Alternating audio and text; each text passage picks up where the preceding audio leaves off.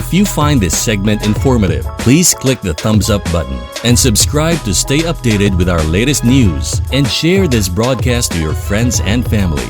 Your support helps us keep you informed. Help us get our first 10,000 subscribers. Your engagement matters. Liking, sharing, and subscribing to our content not only helps more people discover the important stories we bring you, but also supports our team's hard work. It boosts our visibility in the algorithm, making it easier for others to find ways to stay informed. Thank you for being part of our community.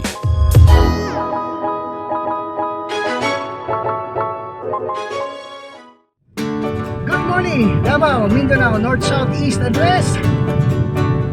Here we are again. This is Gilbert Lopez Martia Cacho, your host for the segment Good Morning Davao sa Pinoy Rap YouTube channel.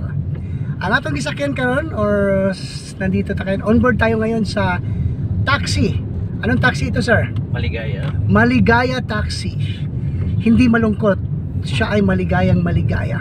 We are bound to Bangkal by Ecoland. Kasi pag magpa-downtown tayo ngayon siguradong busy.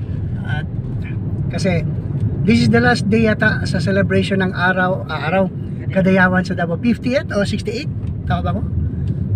59 ba? 59. 39. 39th. Okay, 39th Kadayawan sa Davao. Well, kasama natin ngayon, on board tayo dito sa taxi ni Sir, sa Maligaya Taxi. Sir, pwede malaman yung pangalan niyo po? Opo sir, ako nga pala si Bailey Maste. I'm 29 years old. Wow, 29 years old. From Davao de Oro, Mau. Oh! De Oro.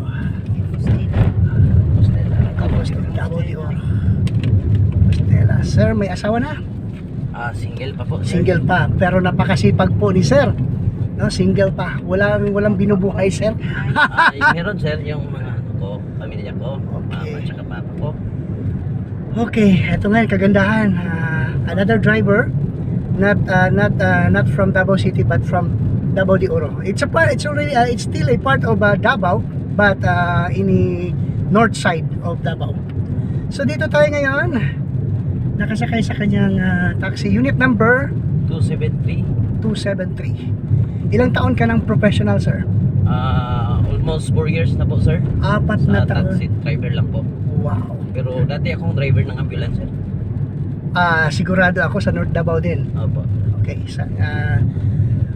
most talaga na may connected sa gobyerno, bakit kaya sila napagawi dito sa bakit mo napili yung Davao City na dito magtrabaho? Dito lang ako sir dahil ito yung yung buhay ko talaga, tapos masaya ako dito. Wow. Davao is life here. Aha, life is here, di ba? Yes. Life is here. Wow. Balik. Life is here. Maganda yun. Life is here dito sa Davao City. Actually, kung pagpipiliin talaga ako, I've been to naman kasi may dugong din naman ako north. Kasi my parents grew up in Compostela. Maparat, Compostela. Doon yung origin namin, pero nakatira kami doon mga 2 taon lang yata. Since maliit pa kami. Pag-usapan natin sir, dito? Yung itong festival na ito. Memorize mo, no? 38? 39 po sir. 39? Memorize niya 39. Ako na taga Davao, hindi ko memorize. Ako na sumasali sa indak-indak sa dalan, hindi ko memorize yun. Anyway, ano ba ang observation mo sa araw ng Davao? Kadayawan sa Davao? Sir, masaya talaga dahil celebration ng mga natin yan sa ating mga 11 ba yun na tribes. Wow, 11 tribes. Okay. Sayang hindi kami kasali doon, sir. Kasi lahat na yan, sir. Hindi kami kasali doon kasi mga mga Mandaya. Ganun na yan, sir. Kasi pinagtatalunan niya noon eh. Oo. Kasi yung Mandaya, kasi bakit ginagamit ninyo ang dialect, ginagamit ninyo ang word na Kadayawan galing sa salitang Dayaw, Madayaw. Tapos bakit hindi kami kasali? Pinag-aawayan sa council yan noon. Pero anyway, Kadayawan sa Davao Festival. So ang kagandahan ngayon, Tama yun, nagse-celebrate tayo sa 11th tribes of Davao City. Bagubo-ubo, Tagabawa, Matigsalog, Talaingod, maraming mga Aita, no? At saka sa Muslim side, parang 4 yata na ano yan eh. Ang Bulanon lang yata ang hindi kasali. Bulanon lang yata kasi taga Bohol. Hindi kaya kasali ang ano, no? At saka 11 tribes. Nabisita mo na yung Magsaysay Park, sir? Hindi ko pa na ano sir, nadaanan ko lang sir. Nadaanan mo lang. Ano? Okay, pero anong observation mo sa traffic? Kahapon sir, tama-tama din yung traffic. Mamaya, traffic din doon dyan sa ano, sa downtown. Dahil doon nag-celebrate yung ano nila, yung tinatawag nilang indak-indak. Yeah, indak-indak sa dalan. Oo nga. Ang contingent naman, contingent pa rin ba City High? Hindi na, no? Parang hindi na sir. Parang hindi yata ang City High eh. And then, syempre sigurado tayo Magallanes sasali pa rin yan. Pero I don't, Hindi na, agapon. meron pa rin? Ano pa rin? Wala sila. Kanang murag. Depending sila sila. Alright. So, Sila pwede di mo apik. so kasi walang ano, no, walang depending. Puros import. Ganun talaga kapag ano, ganun talaga. Ay, ganun ang, Ewan problema kay nana mong gina. Ang goal lang. ganun man talagang kalakalan. As long as you represent the school, represent the organization, ganun talaga. Ito po, daming tao. Ito, it's a part of ano eh, part of coastal eh. Ito ang coastal, ang Bolivar eh, coastal ng ano eh. Pero may bago tayong coastal ngayon. Napadaan ka na doon sir sa coastal natin. Yes sir. Ano ang observation mo sa coastal? Anong masasabi Ano mo? lang sa coastal, maganda talaga yung coastal sir. Pero nung dumaan ako ng karaan ng gabi sir, matraffic din doon. Syempre, kasi may okasyon eh. Oo, may okasyon doon, may kainan doon sa ano, coastal road. Wow! Punta tayo doon maya. Pwede sir. Punta tayo doon maya. Suruita sa Davao. Anyway, pasalamat tayo sa ating partner. Binigyan tayo ng ano, Suruy Davao. binigyan tayo ng budget. Pasyal tayo mamaya. I-reward natin yung sarili natin. Kasi, ano, at saka, Kiss mo ron, Jay. dati-rati sir, sa, hindi naman gaano katanda, no? Kabataan ko pa. Line of 40s ko, always ako nasa ano, always kami nasa street kapag ano kasi sumasali kami sa indak-indak sa dalan. Drum and Lyre Corps, indak-indak sa dalan, yung ganun. Pero nga hindi na ako hindi na. Unfortunately, nag-concentrate na ako sa ano. Nag-concentrate na tayo sa social media. As a YouTuber. Pinoy Rob YouTube channel. And segment ko naman is Good Bigyan mo Morning. si sir ng ano, Yes, Good Morning Davao. sticker. Bigyan ko siya mamaya ng sticker. You are. Yan ang kagandahan. So nang dumating sa akin, nang na-involve ako sa Okay. Pinoy Rap YouTube Uy, channel. nanay, Opchumji, oh. Opchumji. Nagbago ng takbo ng buhay ko. Although may negosyo tayo, pero malaki ang factor. Malaki ang factor na engage tayo sa Pinoy Rap YouTube channel kasi Pinoy Rap YouTube channel reaching Filipinos here and abroad para makapagbigay ng kasiyahan doon sa mga Pilipino na nakatira sa abroad. America, Australia, sa western nandun. Ang partner natin ay foreigner. So, ang may-ari talaga ng company is a foreigner.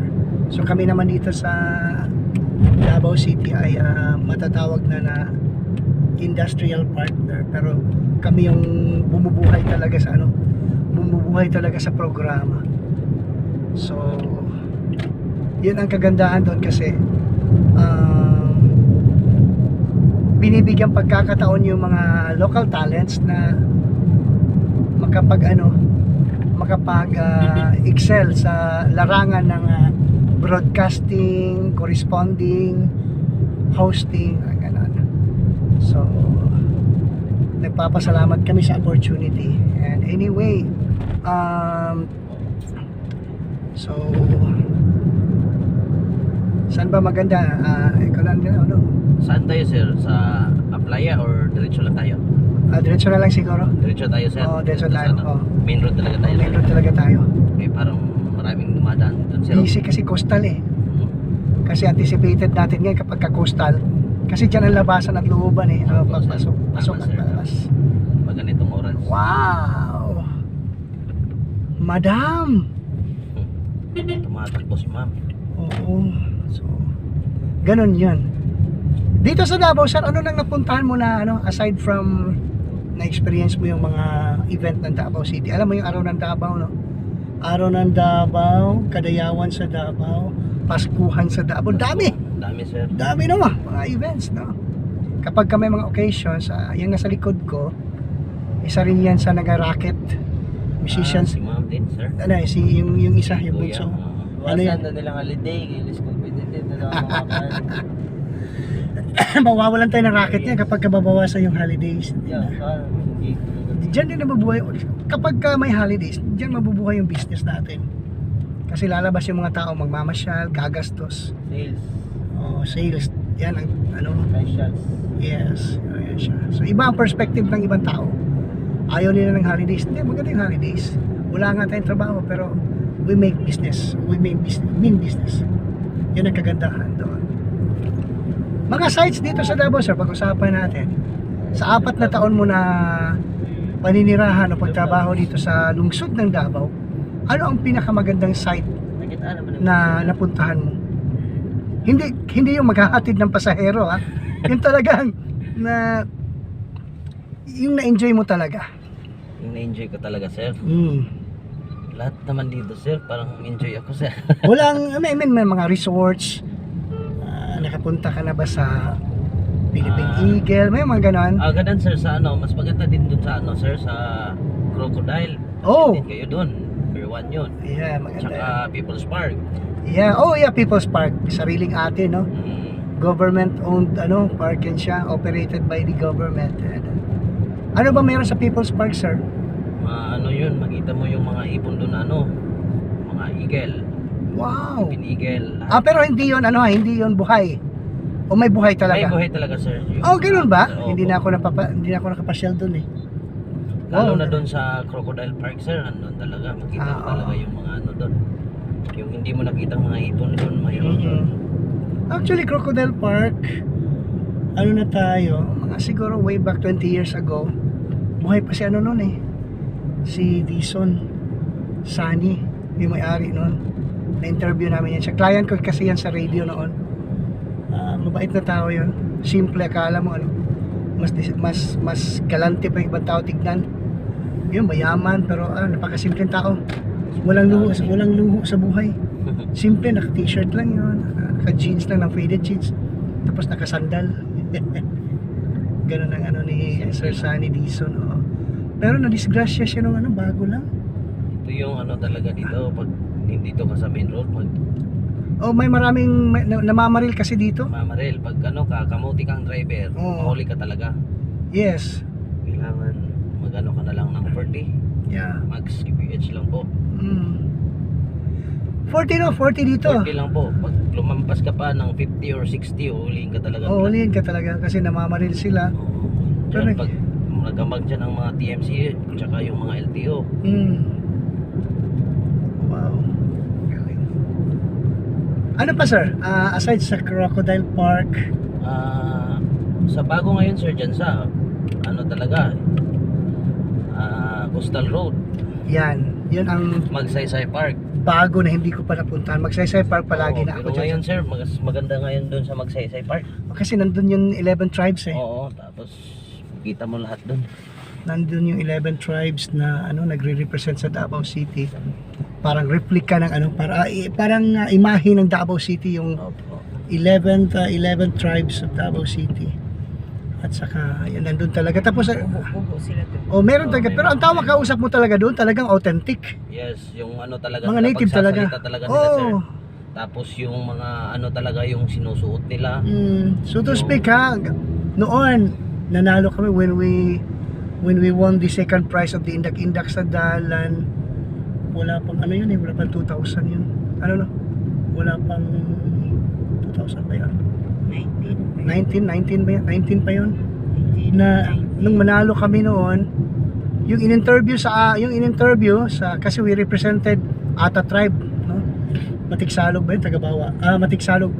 Tapos ang in-interview sa amin, may dugong native siya, may dugong pero hindi talaga siya purong marunong na siya magsalita Marunong magsalita ng ano? ng Ata. Ah, So yun kasi ang basis ng doon sa interview. In-interview siya, nag-ata talaga siya. So kung ako naman ang in-interview noon, sasagutin ko rin siya, Mandaya. Ayun, so we won the second prize. Yun yung sabi mo, sabi ng bunso ko kanina na stereotype na stereotype na hindi na hinahanap yung pa-crossing tayo sa papasok tayo. sige sir, okay po sir. So hindi na mag-matter yun doong walang traffic. Okay, pantik tayo. Oo. Wala sigo, wala naman naka-yellow siya tapos naka-blink. Tapos naka-yellow din yung nakatayo doon pero hindi naka-blink. Ayan. So, ganon. Anong mga masasayang memories natin dito sa Davao, sir? Mga masasayang memories talaga sir. Siyempre dito kasi siguro nagka-girlfriend. Char lang. Intrigero. Parang ganyan din sir. Nahuli ko mga kaibigan yung ating driver. Natural yun kasi binata Oo. Natural yun. So sigurado ako nito hahantong ito sa So hindi siya nakatingin sa doon siya sa kabila nakatingin. Mali yung niya, tingin baliktad, niya. kasi nandun na siya sa gitna Ito na siya. Ganon. Magkanan man tayo dyan sir, no? So nahan sir. May bridge dyan, pasok Okay. tayo. Ganda na dito. Ikaw sir, native ka din sir, Mandaya ka din sir, no? Jutay. Jutay. My mom is Dabawenya, my dad is Bulanon. Kaya nga sabi ko kanina, bakit walang Bulanon? Mistizo na. Mistizo. We belong to the Lopezes. Mga Lopez Oriental. So, may dugo talaga. Blooded. Oriental, parang yan naman yan, nakasali yan sir, yung pagsalita ng Kalagan, gano'n. Yan. Pero sa amin is Dinabaw. Dinabaw. Oo. Sa amin kasi yung Madayaw, Davao, Maayo kasi. Dito tayo. Maayo. Madyaw. Madayaw. Kaya nga sabi ko kanina, Madayaw kasi is sa amin. Sabi ko, pero bakit hindi kami nasali? So iba-iba rin take kasi Kalagan tribe. sa Muslim ginagamit din ng Madayaw, di ba? Oo. Kalagan tribe. Kami, Kalagan tribe. Kalagan. Iba naman yung sa kasi Muslim kayo sa Mati Oo. Kalagan tribe. yung dito Muslim sa Davao City. Anyway, yun ang kagandahan niyan mga kaibigan kasi ang ikli ng time natin parating na tayo.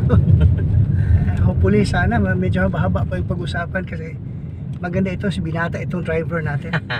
First time na nakapag-interview tayo ng Bisaya ng binata na driver na walang sabit. 100% single na single. Single na single, certified single, no? At saka single na single but not willing to mingle. Kasi parang may na ito parang naka-angkla na ito, naka-anchor na. So sa Davao de Oro, sir, saan banda? Doon sa Mawab sir, Mawab. Mawab. Ano din doon sir, nung araw at saka Okay. pista din. Oo. Dumaan na araw. Oo. Marami doon yung sir, nung tawag doon. Tao. Hindi, yung parang kadayawan din sa Pa-U-turn tayo sir sa la eskwela na lang. Okay sir. Pa-U-turn tayo kasi.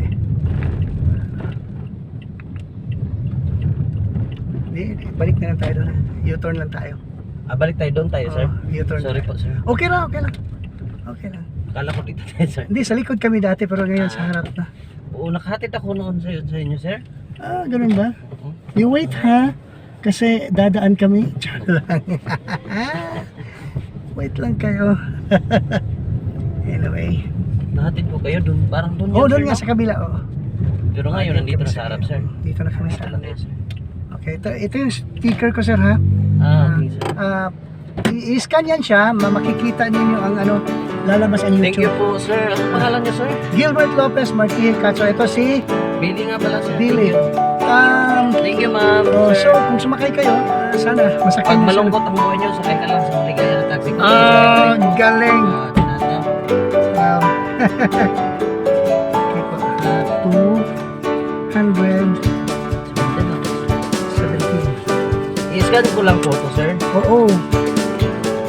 Scan mo lang yan. Tapos, 20. Thank you, sir. Salamat talaga, ha? Salamat. Okay, sir. Salamat. So guys, hanggang dito na lang po tayo. Huwag ninyong kalilimutan na sa ating YouTube channel, Good Morning Davao. This is Gilbert Lopez Martinez Cacho.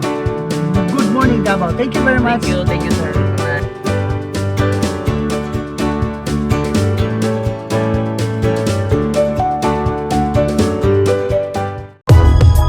If you find this segment informative, please click the thumbs up button and subscribe to stay updated with our latest news and share this broadcast to your friends and family. Your support helps us keep you informed. Help us get our first 10,000 subscribers. Your engagement matters. Liking, sharing, and subscribing to our content not only helps more people discover the important stories we bring you, but also supports our team's hard work. It boosts our visibility in the algorithm, making it easier for others to find ways to stay informed. Thank you for being part of our community.